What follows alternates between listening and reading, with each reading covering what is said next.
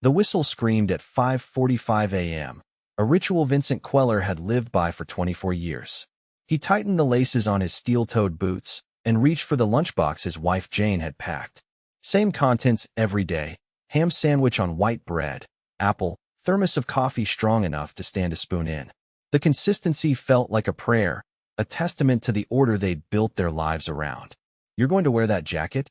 Jane asked, noticing the frayed cuffs, the burn mark from that day in '79 when a spark had jumped from the coke ovens. "I could mend it. This one's still got some miles," Vincent said, running his thumb over the Bethlehem Steel patch sewn above the heart. Burns and oil stains were badges of honor in a mill town. The jacket had outlasted many of the men he'd started with. Outside, frost covered the windshield of his Ford F-150. November 18, 1995. Another day in a long line of similar days, except for the knot in his stomach that had been growing for months. He scraped the ice away with a credit card, the scratching sound unnaturally loud in the pre-dawn stillness of Bethlehem. The sun hadn't yet risen as he drove down 3rd Street toward the plant. The massive silhouette of the blast furnaces rose against the night sky, a dark cathedral of industry that had defined the skyline since before he was born. His father had worked those furnaces for 42 years. His grandfather had helped build them. The glow of molten steel from the number 8 furnace painted the underbelly of low clouds orange, a color he'd seen every working day since he was 23. Vincent inhaled deeply. Most outsiders complained about the smell: sulfur, coal, iron, but to him, it was the scent of security. "Morning, Vince," called Jerry from the security booth. The old man's face looked tighter than usual. "What's eating you?" Vincent asked, rolling down his window. Jerry shrugged. "I's not quite meeting his. Nothing new. Just heard some talk from the suits yesterday." Vincent nodded, the knot in his stomach tightening. The rumors had been circulating for months, but no one wanted to speak them aloud, as if silence could prevent the inevitable. "My boy's interviewing at that new mall they're building," Jerry said. "Just in case." Vincent forced a laugh. "You tell him to stick with real work. These fancy retail jobs, they don't last." But as he pulled into his parking spot, the same one he'd claimed for 15 years, doubt crept in. The lot was half empty, with spaces where men he'd known for decades should have been. The massive layoffs had started in the '80s, but even with the workforce whittled down to 7,000 from the 30,000 during the boom years, Vincent had held fast to the belief that the core of the operation was untouchable. Steel was America's backbone. Bethlehem Steel had built the Golden Gate Bridge, the Chrysler Building, supplied the Navy in 2 world wars. How could it just end? Inside the locker room, the usual pre-shift banter felt subdued. Vincent nodded to Miguel, whose father had come up from Puerto Rico in the '60s, and to Bill Sampson, whose 3 sons had all followed him into the mill. Quarterly numbers came out, Bill said, tying his bandana around his forehead. "Down again." Vincent nodded, unwilling to engage. He believed, with a conviction that ran soul deep, that if you showed up every day, did your job well, and kept your head down, you'd be taken care of. His father had retired with a full pension, health benefits, and enough savings to buy that fishing cabin in the Poconos. That was the unspoken contract. Give your life to the company, and the company would provide. The shift started with the familiar symphony of industrial noise, the rumble of the blast furnaces, the clatter of conveyor belts, the shouts of men over the machinery. Vincent moved through his tasks with the muscle memory of decades. As senior operator on the number 8 blast furnace, he knew every valve, every gauge reading, every sound that signaled whether the massive beast was healthy or troubled. Around 10 a.m., the production manager appeared on the floor, unusual for that hour. He spoke briefly to the shift supervisor, whose face darkened.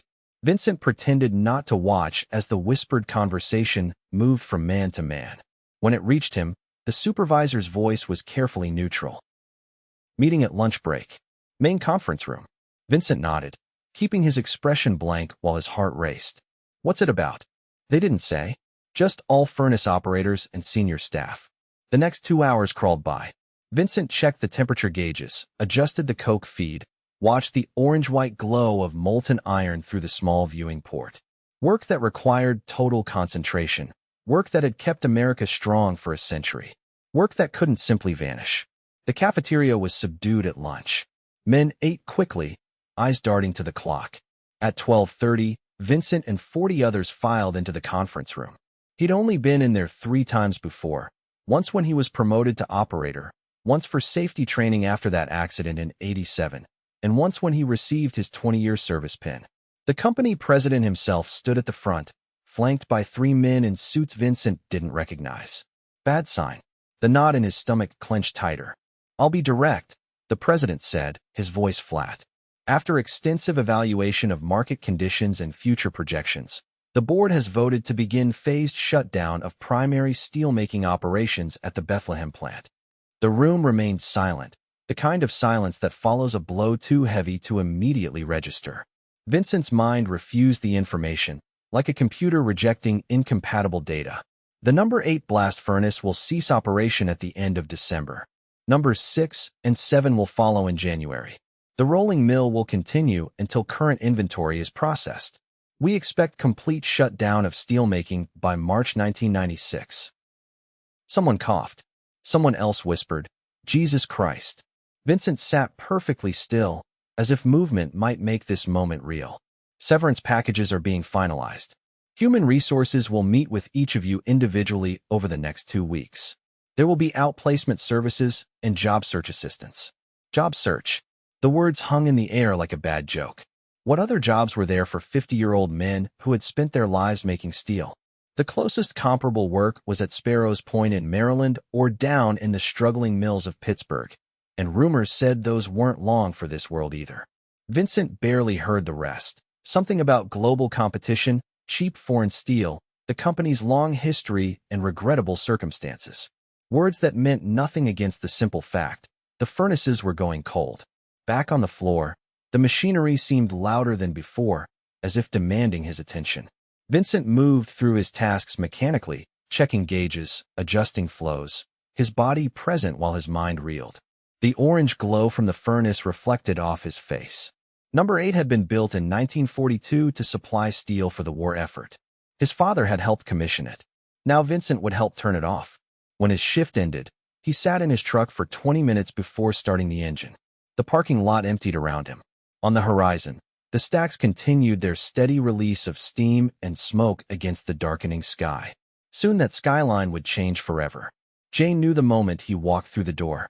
28 years of marriage had taught her to read the smallest shifts in his posture, his breathing. "They told you," she said. Not a question. Vincent hung his jacket on the hook by the door. "End of December for my furnace.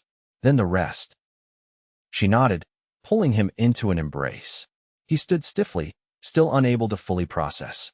"We'll figure it out," she whispered into his shoulder. "We always do." But they had never faced this. Their entire married life had been built around the certainty of Bethlehem Steel. Their mortgage, their health insurance, their retirement plans, their identity in the community, all tied to those blast furnaces. That night, Vincent lay awake staring at the ceiling while Jane breathed evenly beside him. The company had been declining for years. Everyone knew that. Foreign steel imports, outdated technology, rising labor costs. But in his heart, Vincent had believed that when the cuts came, they would come to others. Not to the blast furnace operators. Not to the core of the operation. Not to men who had given everything. The next weeks passed in a daze of rumors and meetings. Some men raged, cursing the management, the foreign competition, the government. Others fell silent, aged visibly overnight.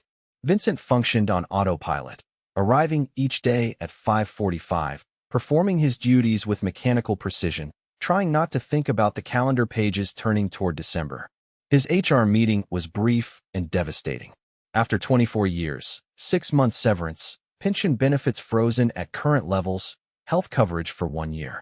The pension would be roughly 1/3 what he'd expected for retirement. "You've been a valuable employee, Mr. Queller," the young woman said, sliding papers across the desk. "We truly regret this situation." Vincent studied her face. She couldn't have been more than 30, had probably moved to Bethlehem from somewhere else, somewhere people didn't identify themselves by the company they worked for. "My father put in 42 years, he said quietly.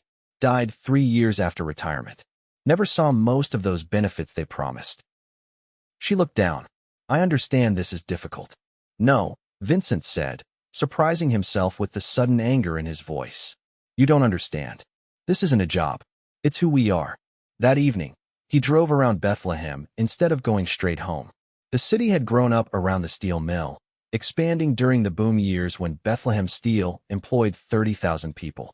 Nearly every building, every road, every public work had been touched by company money. The high school football stadium, the hospital wing, the library. He passed row homes filled with families whose lives, like his, had been structured around the factory whistle for generations. What would happen to them all? The bars where steelworkers gathered after shifts. The diners that opened at 4:30 a.m. to feed men heading to the early shift. The shops where they cashed their paychecks. It's temporary, insisted Bill Sampson a week later, as they watched the first stages of the shutdown process. They'll restructure, bring in new investment. They can't just throw away 100 years of steelmaking. Vincent wanted to believe it. But the suited men moving through the plant now weren't steelmakers. They were liquidators, examining equipment with cold eyes, marking items for auction. December arrived with bitter cold. The shutdown date for blast furnace number 8 was set for December 22nd, just before Christmas. A skeleton crew would handle the complex process of banking the furnace, cooling it without damaging the refractory lining, in case operations ever resumed. Vincent had been selected to lead that crew, a final recognition of his expertise. "You should be looking for other work," Jane said one evening, spreading job listings on the kitchen table. Warehouses in Allentown. That new medical center in Easton. Vincent stared at the papers. Warehouse worker. Security guard. Maintenance technician. All starting at less than half his current wage, with none of the benefits. "I'm a steelmaker," he said simply. "It's what I do." Jane touched his hand. "I know, but we need to eat."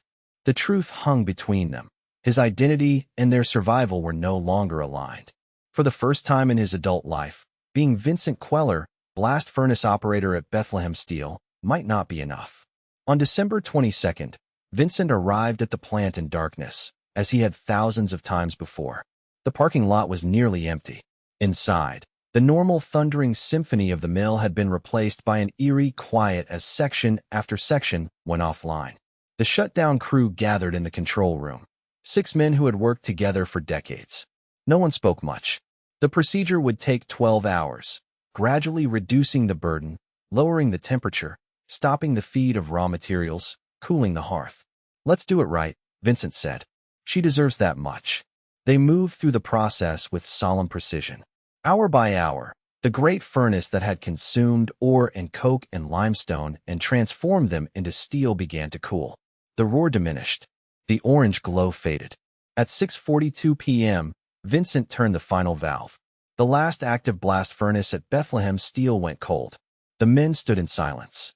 Someone sniffled, trying to hide it. Vincent placed his palm against the massive outer shell, feeling the residual heat. This furnace had been in operation since before he was born. It had outlasted wars, recessions, countless human lives. Now it was just a giant steel shell. "That's it then," Bill said, his voice rough. Vincent nodded. He thought of his father, of the day he'd first brought Vincent to see the furnaces as a boy. The pride in the old man's voice. "This is what builds America, son." They changed out of their work clothes for the last time. Vincent emptied his locker slowly, each item a memory. The extra pair of gloves. The faded photograph of Jane taped inside the door. The safety awards. The steel-toed boots with the soles nearly worn through.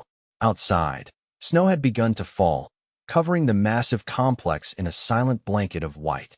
The stacks rose against the night sky, no longer breathing fire. Vincent stood in the parking lot, keys in hand, unable to make himself leave. In the coming months, he would join the thousands of other former steelworkers searching for purpose. He would take a job at half his former wage, supervising maintenance at a shopping mall built on former steel company land. He would watch his neighbors lose homes, fall into depression, scatter to find work elsewhere. He would see his city struggle to reimagine itself without its industrial heart. But in this moment, Vincent Queller stood alone in the snow, facing the truth that had been building for years. The world he had believed in, where loyalty was rewarded, where hard work guaranteed security, where a man's worth was measured by what he produced. That world had ended. Not just for him, but for an entire generation of American workers. The company had abandoned 30,000 workers over the years, whittling down to 7,000, and now to none. But more than that, A promise had been broken, the promise that had drawn his grandfather from Eastern Europe, the promise that had sustained his father through 2 wars, the promise that had structured Vincent's entire understanding of manhood, of citizenship, of worth. He got into his truck and turned the key. In the rearview mirror, the dark silhouette of the blast furnaces receded. The steel would be replaced by something else: tourism, healthcare, retail. His children would work in air-conditioned offices, typing on computers, selling services instead of making things. Perhaps that was progress. But as Vincent drove through the streets of Bethlehem that night, past the neighborhoods built by steelworker paychecks, past the Union Hall and the taverns where generations had marked shifts, he mourned not just for his job, but for a way of understanding the world that had died with it. 15 years later, Vincent stood at the fence surrounding the old plant site, now transformed into a casino and arts center called Steel Stacks. Tourists wandered among the preserved blast furnaces, taking photos of industrial ruins. His granddaughter, 8 years old, held his hand. "You really made steel here, Grandpa?" Vincent nodded, looking up at the rusted giants. "For 24 years. What happened to all the people who worked here?" Vincent thought of Bill Sampson, who'd never found steady work again. Of Miguel, who'd moved to Texas to work in oil. Of Jerry from security, who died the year after the closure, a heart attack at 57. "We adapted," he said simply. "We found new ways to live." It wasn't the whole truth, but it was the truth he could offer a child. The deeper truth, about identity and betrayal, about the hollowing out of a way of life, that was too complex, too painful to explain. The blast furnaces stood silent against the blue sky, repurposed as backdrop for concerts, their industrial purpose forgotten. Steel was still being made somewhere, Vincent knew. In mini-mills, in foreign countries, by fewer workers with more technology.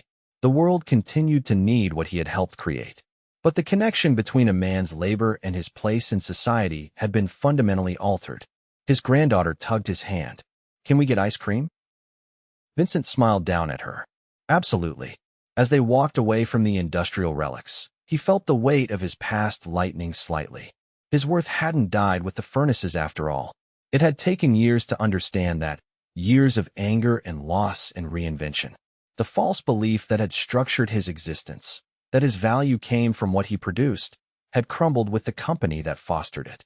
In its place grew something more resilient. The recognition that adaptation itself was an act of courage, that surviving the end of one world and finding a place in another required its own kind of strength.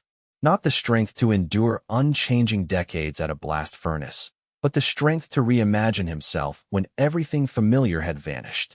It wasn't the life he had planned. But as Vincent walked with his granddaughter toward a future built on the ruins of Bethlehem Steel, he understood that it was, nevertheless, a life worth living.